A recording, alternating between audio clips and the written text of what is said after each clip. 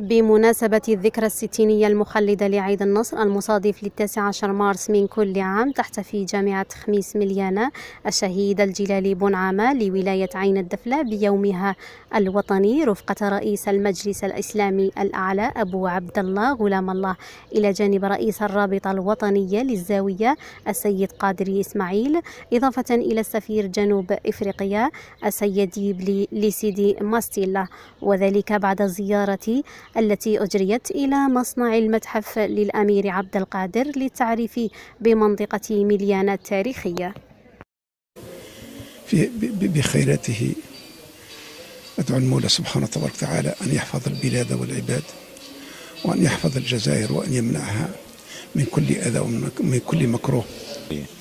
ارتأت أسرة الحركة الوطنية للطلبة الجزائريين الاحتفال بذكرى عيد النصر 19 مارس 1962 من كل سنة. بعد التضحيات الكثيرة جدا الشعب الجزائري عزل، ما عندوش سلاح، ما عندوش المؤونة، ما عندوش القوة، لكن عنده الإيمان.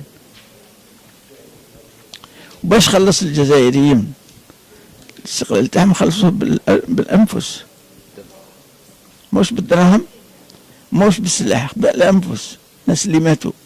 Very good visit that we undertook on this historic day, the day when the Algerian people declared their freedom.